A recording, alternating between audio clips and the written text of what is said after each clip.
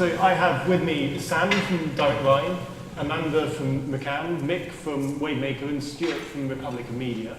I think this is a great panel because we have representatives from the media agencies, representatives from the creative agencies, and also a representative of the money, that is Sam. Marketing directors, what was it, 18 months average tenure in the role? How long have you been in the role, Sam?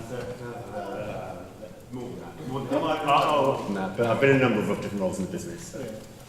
So I wanted to divide the conversation into, I think, three rough areas. Firstly, we've got a rather grand title for this panel, Is the Brand Media Marketing Machine Broken? So I'd like to address that, first of all. But then I just want to drill down into more of the context. The context of the media agency, again, a cost being squeezed, is there short-termism for the brands? Is creative just not really being focused on as much? And then I thought at the very end we might have a bit of a fun exercise to somehow try and fix the brand media marketing machine, all within 36 minutes before the break. So the question of the panel, is the brand marketing media machine broken? I mean, perhaps we'll start with you, Sam. What are your thoughts on that rather grand title? Are there problems? So I think I would imagine we're going to say the same answer, but no, it's not. So, us as marketers, our job is to grow business profitably. For me, in my job, I need to grow short-term business. So short-term is important. I need to grow the long-term business. Most importantly, I need to build a plan where I can get the most effective combination of both. So I can water the tree, as Jack was saying, but also pick the fruit. And I think for us, there will be no fruit to pick if we don't water the tree. If we water the tree too much and invest into brand, then we won't have enough money left to pick the fruit. So you have to get the mix right. But for us at Direct Line Group, and the guys at Big the paper we just won, the IPA paper we just won a few weeks ago, it's all about managing the short-term and long-term balance and making sure you invest enough money in the long term to sustain the business over the long term. And I think all of the work that we do, we spend a lot of time, a lot of investment on effectiveness, and it is effectiveness, not efficiency.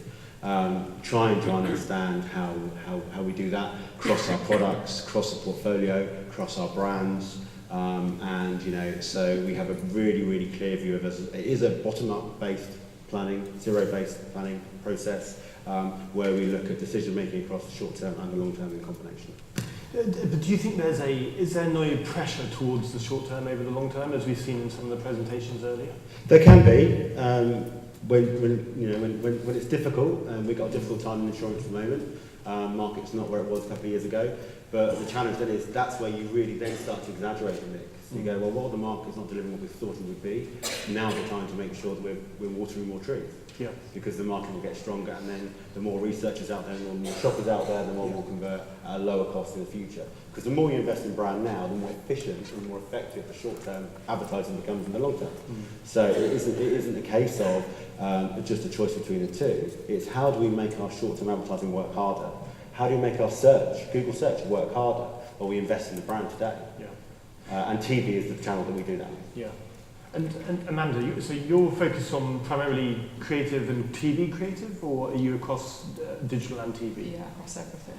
So would you say, from your perspective of the creative agency, do you think there are challenges in launching brands, building new brands, maybe refreshing legacy brands that weren't existent 10 years ago? Yeah, I think there are huge challenges, and I think, I don't know that I do agree, I think part of it is broken, and I think part of it brilliant. is broken. We're going to get people disagreeing, thank God. And I don't think that clients have the confidence that they had 10 years ago, and therefore I don't think that we create brands that are as confident in themselves as they were maybe 10 years ago, and I think there's a number of reasons for it. Partly the rise of own label, which many of the brands manufacturers have only got themselves to blame.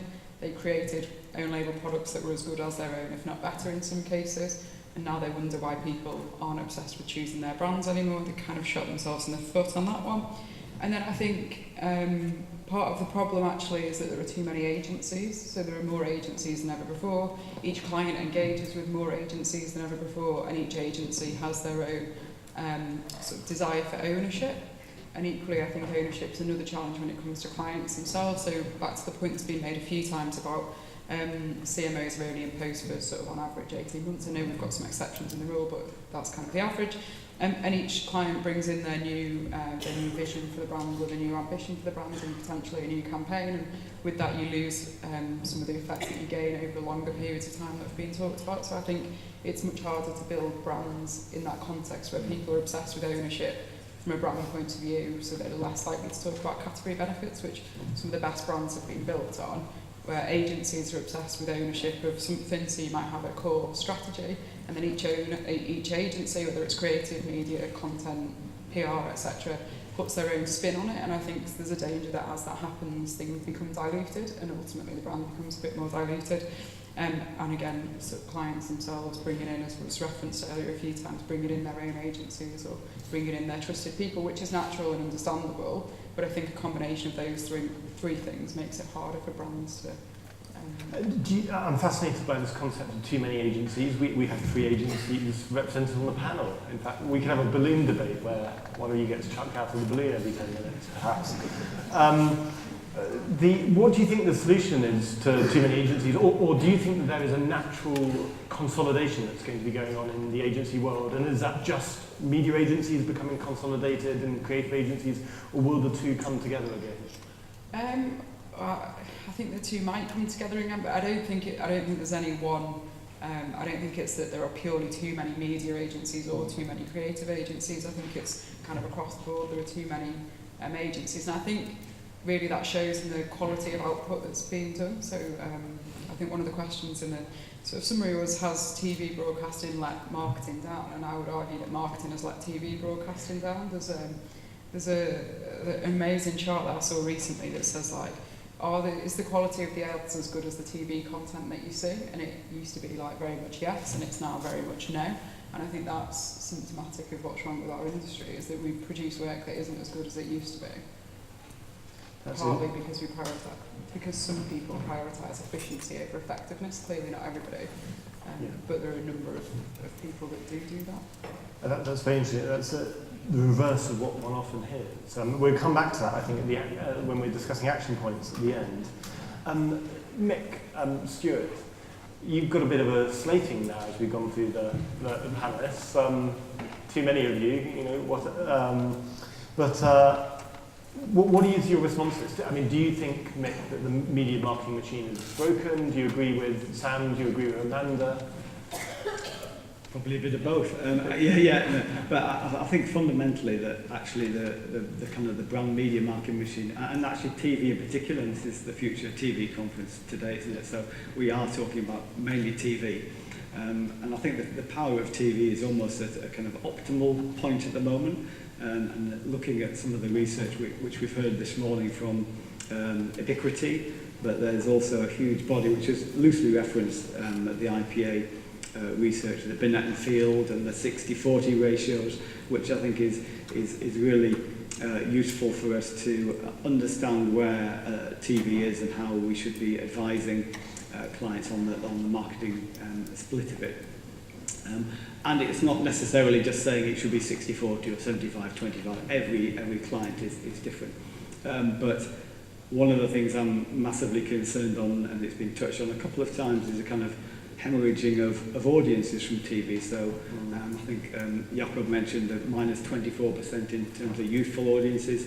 Now, whether you're just after a youthful audience or you're after a broad audience, hemorrhaging away that audience is a massive challenge. So I think we're kind of an optimal point, but my big concern is where are those audiences going?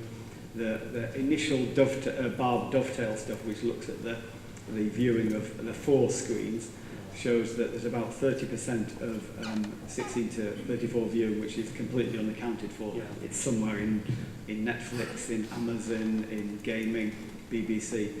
So I think that it'd be interesting to hear what the broadcasters say about that, because I think some of the challenges to help us, our clients and agencies, in terms of trying to secure those massive audiences, and going back to the basics of kind of how brands build. It's about penetration and loyalty. The only way to build penetration and massive reach is to have big programs. So that's an interesting kind of almost paradoxical answer, because you're saying the power of TV is optimal, but then 16 to 34-year-olds or 24-year-olds incredibly difficult to reach. Is changing viewing behaviours that is driving this between the 16 to 24-year-olds? Is Netflix the problem, or is it more social media? Is it? I actually personally think it's the over top the Netflix services, which are more damaging kind of to that big screen viewing moment than Facebook or Google. Yeah. Stuart, would you agree with this halfway or this balanced view on the argument that Mick has, or do you think the media marketing machine is broken? I think the overall, I think some fundamental things which we've got wrong in the business. So you mentioned about, is the machine broken? I think bits of it are. The machine is broken. And that's fundamentally there's not enough trust in the business. There's not enough openness in the business. I think that actually undermines a lot of relationships and a lot of the way people work with each other. There was a comment earlier on with Michael about people being involved. Very important to a business which is basically an online retailer. And yet, time after time, we hide behind machines, we hide behind programs and trading desks, and allow things to come into play which dehumanise things. And I think actually it's the humans that add the value. And quite often we miss out on that in terms of planning, not having the confidence to actually have a central thought and stick behind that central thought, and actually from a trading point of view just to amortise things across what fits. So it's wrong. What do you think the ramifications of this trust problem are? Is that why, I asked Michael on stage just earlier whether I'd heard brands are squeezing costs. Is that something that you're seeing, and is that because of trust issues, or are there other ramifications? I'm probably not best placed to answer that, but we're an independent agency. We trade pretty openly and declare all our incomes with clients, and that's what we do. In the UK at the moment, I think the three fastest growing agencies are all independents, which is a strange place to be in at the moment. I've come from a network background, and it's a very different place to be in. But I think you've got to actually open back up and have people to have confidence in where money's being made before you can actually establish a relationship on a proper professional footing. Well, let's come back to you, Sam. We're talking a bit more about the context of the agency now then. So, actually, as a marketer, are you squeezing costs on agencies? If so, what is driving you to that, and is that related to trust and transparency? I think there's always a need to continue to squeeze all costs, because we've got a boardroom I've got to keep the boardroom happy. Have to do that. But I think when it comes to an agency view, I think the most important thing we stick to is you get the behaviour reward. So if you think of that as the key focus, then it might cost you more to get a lot more. Ultimately, it's about effectiveness, it's about outputs, and that's how we measure things. And if we need to pay the agency more to get better output, to get better outcomes, then we will do that in pursuit of profitability. Yeah. And we have a procurement team internally. They're very good at negotiating the deals, but ultimately they take the brief from us. Yeah. And say this is we want to squeeze this, we don't want to squeeze this. And this conversation is happening all the time, So I think the challenge we have now is for us in our businesses, particularly with TV, is the lack of understanding around TV works for the channels in the marketing team versus the understanding of how digital works. Even though digital is kind of more complex, there's not enough people, and in Sky I've just built a new strategy team led by Andrew Mortimer. I think one of he's focusing on how do we make sure the marketing managers and brand managers really get how TV works. Yeah. Because then if you understand the effect of how it works, then you're focusing less on the nuts and bolts, the cost of running agency partnerships. Because and I think that's where the shift needs to come. Because otherwise you just rely on procurement, but we can't grow a business here, so we'll just tighten up on costs. And that's because we know the CFO will be happy with us going, we'll save 10% year. So are you saying that there's a bit of a natural digital bias in marketing teams at the moment? Absolutely, I think there is. And I think it's happened for the right reasons. I think that the level of focus on KPIs performance, efficiencies, effectiveness, as it's been driven by the conception of digital. So this has all happened for the right reason. I think we're now at that kind of pivotal point where we go, we'll get that, but now let's stop focusing just on short-term metrics. Let's look at the long term. Let's understand how brands grow and apply some of that great understanding within the digital teams into generalist marketing. I think it's harder for a digital specialist to move into a generalist role, I think, than it is for a generalist to understand digital. And I think that's some of the pressures we're taking internally, trying to mix that, get a better balance internally. Mick or Stuart, do you notice, would you say that there's digital bias at all from a media agency perspective, or do you from my perspective, our work always starts with the understanding of the purchase journey and trying to get into the head of, I think the head of the consumer, Michael mentioned before, and the head of the client. So understanding where media maps onto that purchase journey of what we call priming stage bias. So kind of just everyday brand building messaging.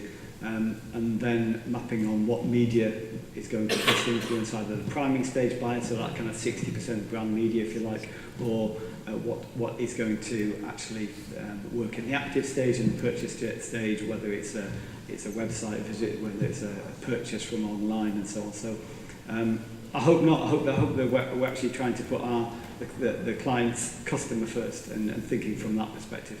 But do you ever have a client who comes in almost with a preconceived idea of how much spend there should be on digital and persuades you more towards, or it tries to say, I want to spend more on digital, when you actually advise them against it? Is that quite common?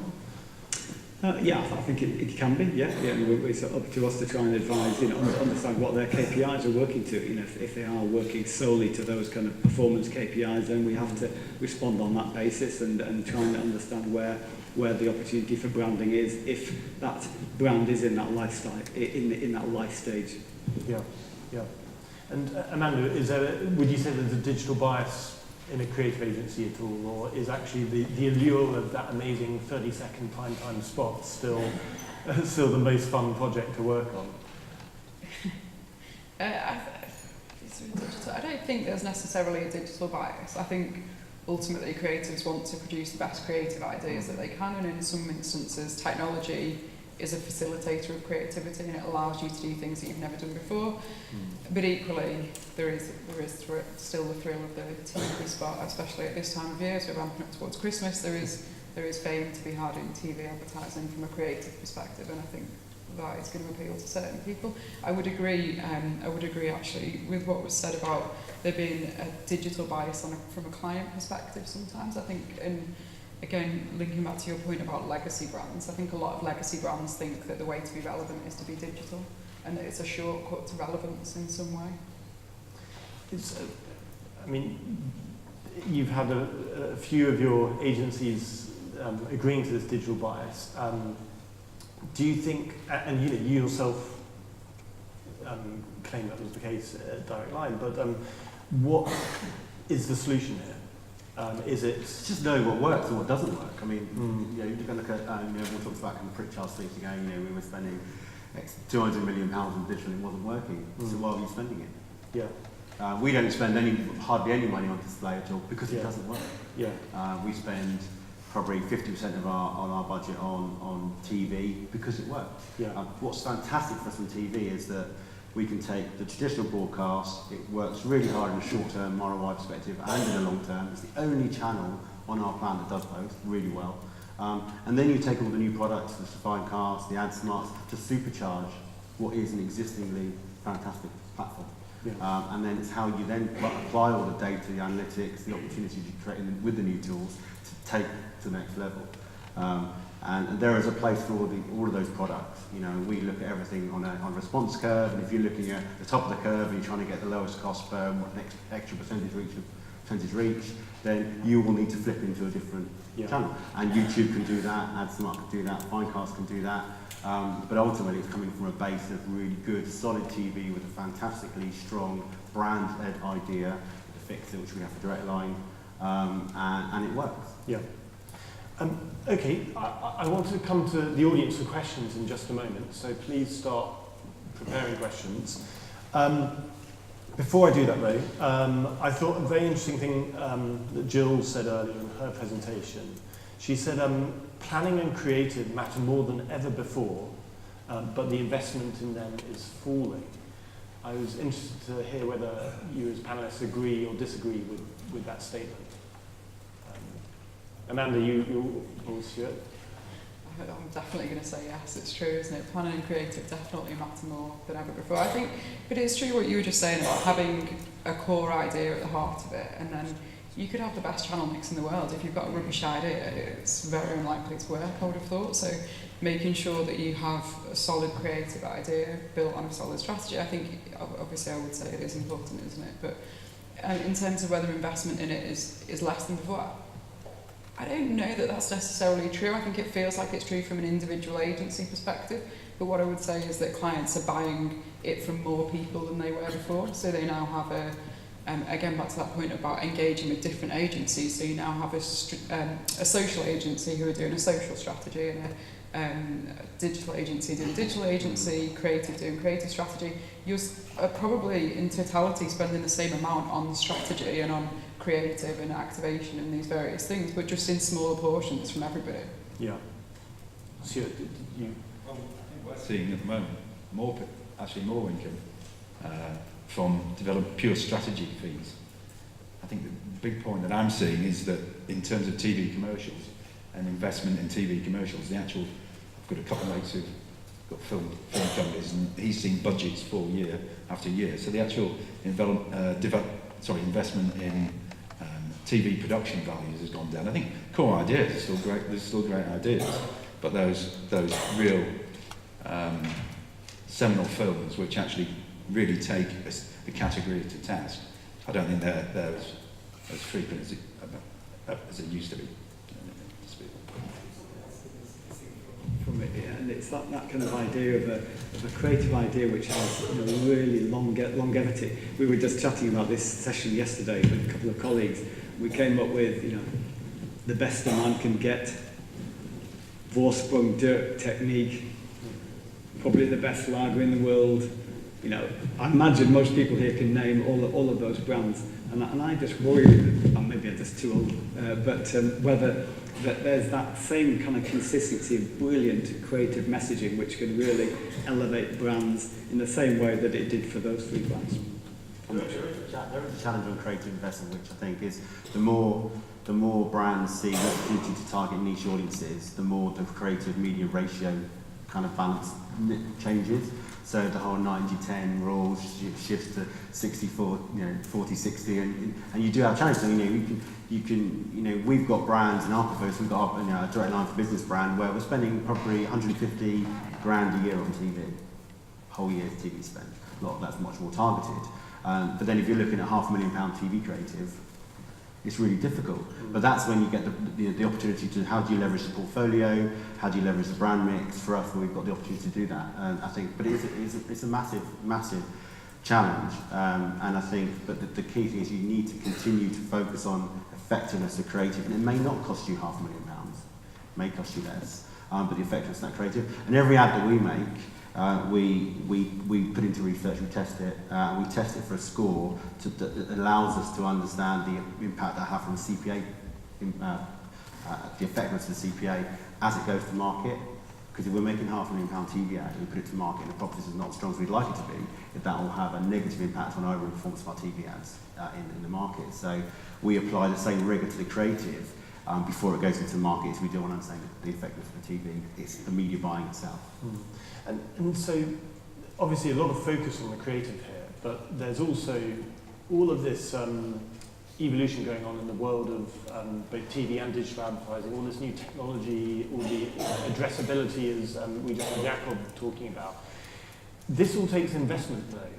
And is there an element of all this new technology and all these new capabilities taking investment away from creative and planning?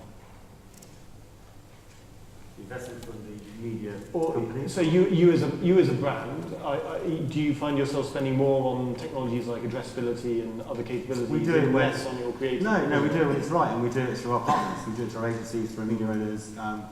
That's how we do it. And so no, we don't. You know, we are creating ads to run our media plans, and those media plans are dictated by who we want to target, when we want to target them, and the effectiveness of the media itself. So we don't get distracted, and we're doing, say, we're supercharging what we do on TV by matching our existing sales data with Sky viewing panel to go, actually TV works harder. What if it worked a little bit harder? What if we got that extra 2%? What would that do? But that's in partnership with Sky, or or you're looking at something, an opportunity in finance with Mediacom, and we let them invest time on that. But ultimately, we measure and we incentivise our agencies on commercial performance. Yeah. So we let them do a lot of thinking on that and then present the ideas, because ultimately it's their bonus. They're investing in. Yeah. And that's how we do it. Yeah. Right, I said I'd come to the audience. We've got a question here at the front. Can you wait for the microphone and then introduce yourself, please? Yeah, hi there, it's Matt Hill from Thinkbox. Most of the morning we've been talking a lot about TV in the context of being a very important media from a brand point of view. And I think it's really just until the end there where Sam mentioned that it was the most powerful drive in the short term and has brand effect. Do we spend enough time talking and focusing on how TV works in the short term for businesses? And do we make the assumption that because it has an effect from a strong effect from a brand point of view, that therefore it doesn't work in the short term? I'm just thinking about that question. We were looking at a few categories which are using a direct-to-consumer model really powerfully, as diverse as mattresses. So Eve, Simba, Lisa, all direct-to-consumer. Razors again. Harry's and Dollar Shave Clubs that they have. And I think we've got people in the audience from the online fashion brands of maybe Misguided this morning, Misguided, Boohoo, Pretty Little Thing. All of those guys are spending money on TV and clearly making it work. They're growing categories. I'm sure the broadcasters will tell us about that. So I think it's working for those brands from a direct selling message as well. Can I just I don't think it's just... There's obviously the whole DRTV category, which Sky are just redefining their policy at the moment because it's grown so much over the last couple of years. You know, they can't actually get the minutes away. So there's all that DRTV category is getting an immediate return, and people tend to ignore that because it's not brand work as such. But that's grown massively. All the channels which have been, which Mick mentioned, advertisers that Mick mentioned, all huge growers, but it's something that's really easy to measure, and everyone does it. Just use your Google Analytics if you're a direct sales channel. Just marry your TV spot analysis, your attribution tool, and get it linked to your Google Analytics. The answer's there. It works. So I don't think it's it. I think this is almost an instance of TV being a victim of its own success, so speaking to someone sort of outside or slightly removed from the media industry. I think one of the challenges that clients and possibly creative agencies face to some extent is that we're over familiar with TV, so we overlook the benefits of it, and the benefits of digital medias and the sort of newer medias, as it were, are thrust upon us constantly, and we can't help but be bombarded by them. Whereas I think with TV, because it's such a long-standing medium, and and we are familiar with it, I think we take it for granted slightly. The other thing I would probably point out is, we know the impact of in the short term. However, the biggest challenge we face, and this conversation we're having day in, day out, is how can TV perform from a trading perspective? How do you apply? How do you rotate creative? How do I buy a TV and an ITV on a programme tonight? Because tonight is when I need the sale. And if I've got money available, because every media channel we understand the effectiveness, so I can get a check to spend next week. Going, actually, we've got more sales to drive. We know it's effective. Here's some more money. Now, when I make that choice, where do I put that money? At the moment, when you've got big media deals, share deals, volume deals, it's really difficult to put that money in TV. Same on radio. So it's easier to put it into digital for that very reason. Now, so the only answer I would say, if we were to change the market and change the way TV performs in that market to try and get more short-termism, because I think, for me, it's embracing the short-termism, even more using TV, as well as investing in the brand, long-term, is being more agile in TV, with TV as a platform. So all the new great, fantastic, creative, dynamic tools that are out there, how they power programmatic, so that I can make choices on TV that I can make today and on more digital. And then I think we then lift the bar to another level, and then TV sees a lot more of the short-termistic digital spend, which I think is the next opportunity for TV. So a call for better technology and programmatic in TV. And agility. And agility. I think we've got time for one more question. No? Okay, well, I've just got one last task for you before we let everybody go to the coffee break.